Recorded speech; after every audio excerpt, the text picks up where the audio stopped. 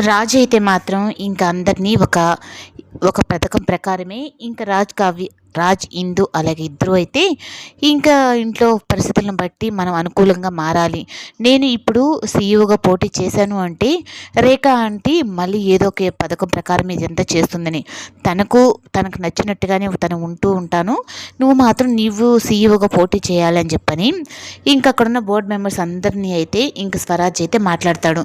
అందరినీ తన వైపు అన్నట్టుగా మాట్లాడుకొని చేస్తే ఇంకా అపర్ణ కూడా అయితే నీ మేనమామ పోలికలు నీలో ఉన్నాయి, అలాగే తన తల్లి పోలికలు కూడా తనలో ఉన్నాయి, ఏ సమస్యకి ఎప్పుడు ఎలా నిర్ణయం తీసుకోవాలన్నది ఇందు బ్లడ్లోనే ఉంది అన్నట్టుగా తనైతే అపర్ణ అయితే చాలా సంతోషపడుతుంది రాజుని అలాగే ఇందుని అలా చూసేసరికి.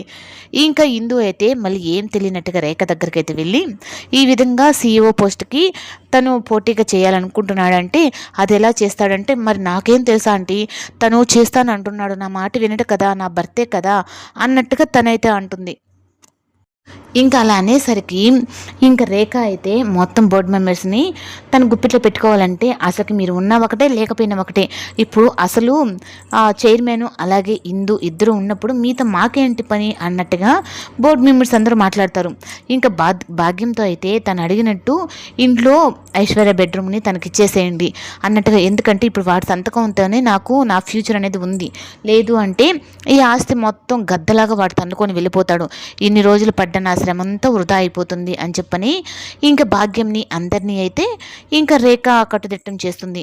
ఇంకా రాజు చెప్పినట్టుగానే ఇంట్లో ప్రతి ఒక్కటి జరుగుతూ ఉంటుంది. ఇంకా ఇందునైతే నువ్వు నాకు పేమెంట్ ఇవ్వాలి, వారం రోజులు అవుతుంది ఇంకా ఇవ్వలేదు నాకు, మా నాన్న వాళ్ళకి పంపించాలి కదా నేను అని చెప్పని రాజు అడుగుతూ ఉంటే ఇంకా ఇస్తాను, ఇంకా కొంచెం టైం కావాలి నాకు అన్నట్టుగా చెప్తుంది. సో అపర్ణ అయితే మాత్రం తనకు నువ్వివ్వటం ఏంటి, ఈ ఆస్తే వాడిది అన్నట్టుగా తను అంటుంది.